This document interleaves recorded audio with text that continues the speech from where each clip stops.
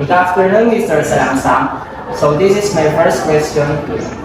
What is postmodernism? In postmodernism, it is a 20th century movement wherein it rejects concepts of universal truth and refuses the pretensions and distinctiveness of art. It criticizes and/or questions ideas that have been delivered and/or followed for a very long time, while also transforming them into a commercial good, which eventually gets integrated into the economy because the people are being encouraged to consume it and use it for capitalism. The film Deadpool is one great example of postmodernism. Deadpool is a regular guy named Wade Wilson who is diagnosed with terminal cancer. In order to fight the disease, he undergoes an experiment treatment that imbues him with his superhuman healing ability. It is a concept that uses the power of regeneration of cells and tissues as it is done in animals like reptiles and amphibians. In this film, it allows people to challenge the reality of science through the narrative. People would wonder if that fictional concept would be possible in the reality. Ideologies are being formed because the cinematography feels real. The film Deadpool has garnered more than $700 million at the box office. The imaginative minds of the creators of Marvel films not only enable people to come up with theories and explanations regarding movies' so-called reality, but also make it financially profit out of it. That's all.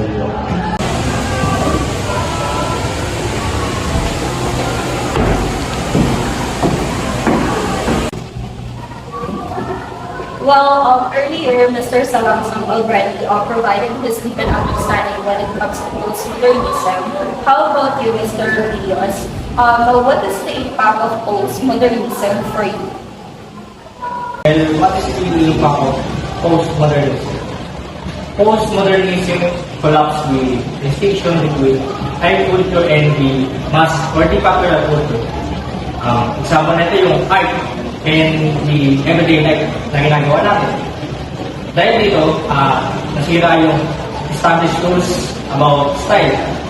Kaya na-introduce yung new era of freedom or the sense that anything goes with. Postmodernism is a way of giving us a freedom na nakakapag-create ng new forms. One of the example is arts. Visual arts in different expression, such as performance arts, installation arts, and the multimedia arts. By this, it challenged the traditional creative and nare-reduce natin yung distinction between different medias.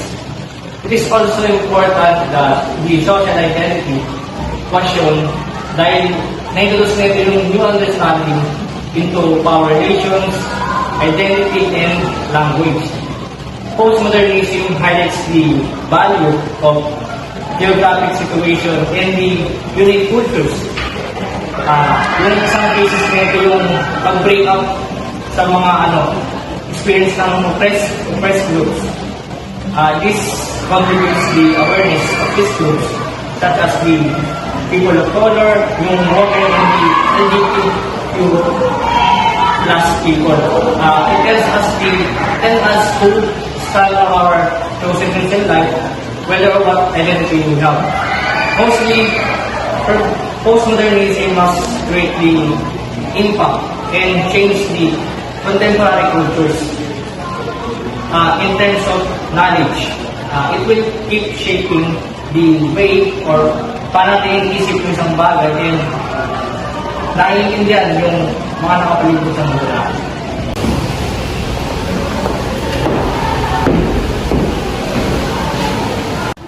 After Ms. Pangal, so this is my question for you.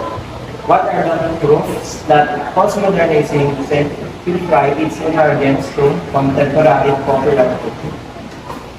argument is that postmodernism describes the emergence of society which the mass media and the popular culture is emerging. And it is clearly shown everywhere. First, we have architecture. It embraces cultural definitions and the superiority of style, bringing together the ideas and forms from different times and places. Best example that we can see here is the Miss Grand Canal. Next, one way of considering one as an example of postmodernism is to see it as a postmodern medium on its own, right? So, hindi lang siya applicable sa architecture. Hindi makikita din siya sa cinema, television, advertising, and pop music. And this is also my follow-up question for you. How did postmodernism affect architecture? Before postmodernism, we had modernism. Modernism based itself on a radical rejection of all previous forms of architectural design. And it is being insisted that the architecture should be based on scientific principles. So, when postmodernism came to an effect, they rejected all the meta that the modernism had. So, postmodernism turns buildings into celebration of styles and effects. So, the characteristics that differs them is that modernism, functionality and efficiency, high-rise, streamlined, glass and concrete, and disregard for the past and for context.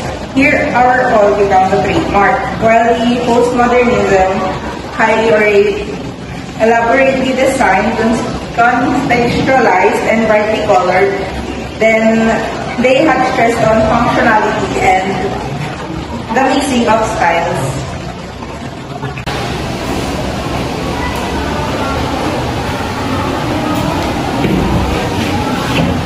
How about you, Mr. De La Cruz?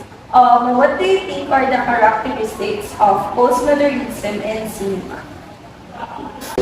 Postmodernism film attempts to subvert the mainstream convention and test the audience suspension of disbelief. So, they often use the technique such as breaking the fourth wall. So, when we say breaking the fourth wall, imagine it is the imaginary wall that separates actor from their audience. So, actors acknowledge the existence of their audience and speak to them directly. So, it is one of the best way really to get the audience to connect with the characters. So, another techniques that postmodernism is that we So, isa siya sa pamamaraan kung saan ang takbo ng kwento ay hindi siya pagkakasunod-sunod. So, mamaya magbibigay ako ng example about it. So, mixing genres to create a sense of obscurity and uncertainty. Modernism in filming is characterized by willingness to challenge a traditional narrative structure and the boundaries between genres, and to play with the convention of filmmaking to create a sense of obscurity and uncertainty.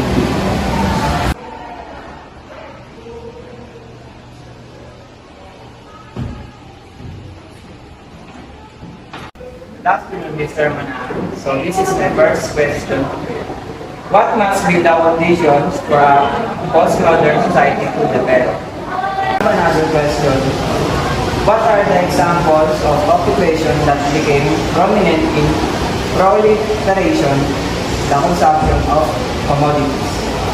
As the capitalist society becomes more advanced like independent, new middle class occupations develop or form in a way to suit the popular masses. An example of this is, for example, in the consumer credit industry, consumer credit, jobs such as bankers, investors, or brokers have developed in order to increase the level of industry needed for consumption. Now, for the consumption to develop, new middle class occupations develop too, such as marketing,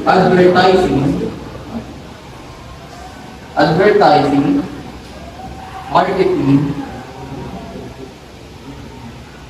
and other forms of occupations related to those two in order to promote the consumption.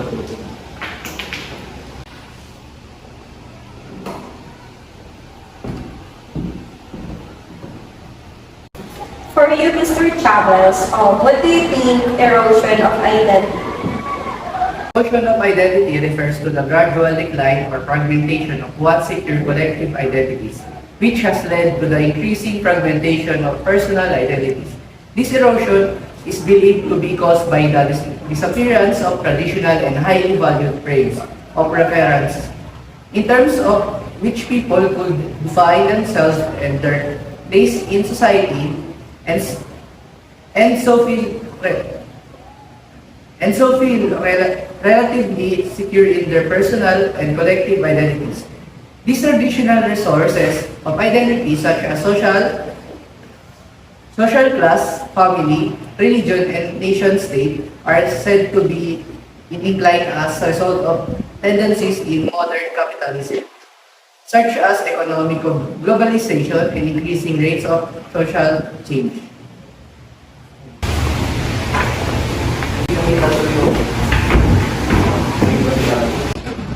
Good afternoon, Ms. Olmo. So this is my first question. What are the limitations of postmodernism? Postmodernism is that media takes over reality. So this notion that mass media takes over reality is an exaggeration. We all know that mass media is important, but it is not that important. According to Dominic Strinati, this notion that media are of paramount importance is just nothing more than just an ideology of media professionals. He stated that it has less merit as a serious analysis because it was unable to distinguish the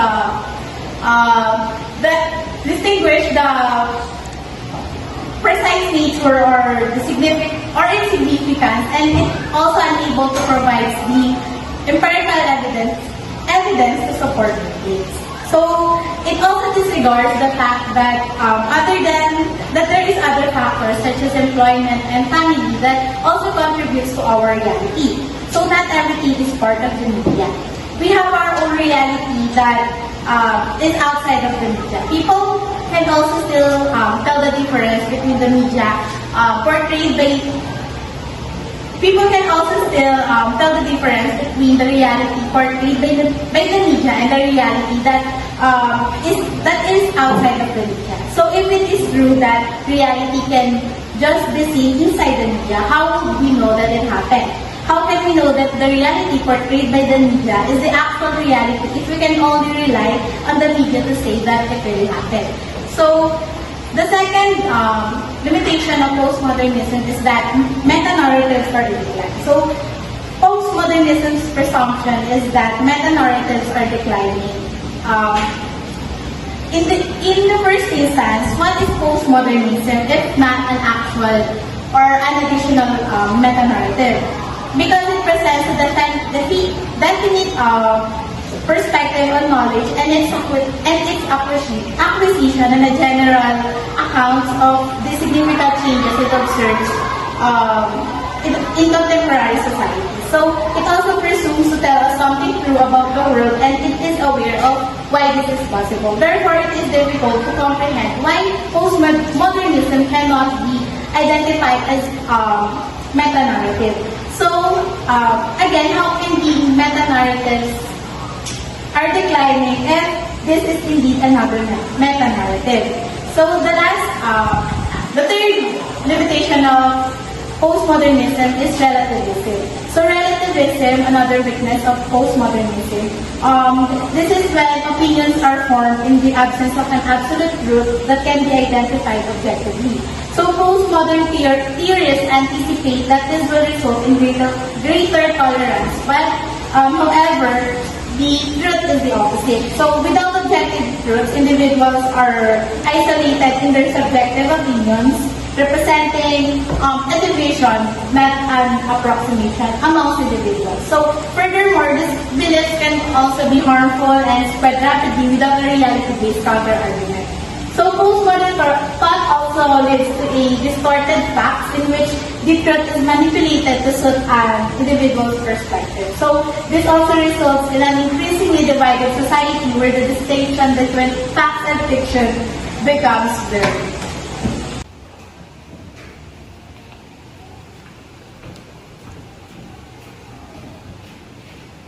Okay, Mr. Lipe, well, the previous candidates already tackled about postmodernism.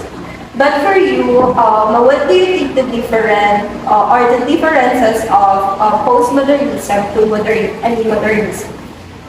In my opinion, modernism is what the current stylized form of the modern era is currently, in while postmodernism is the assumed format in which the modern era would be like in the future if the current style modern era remains the same.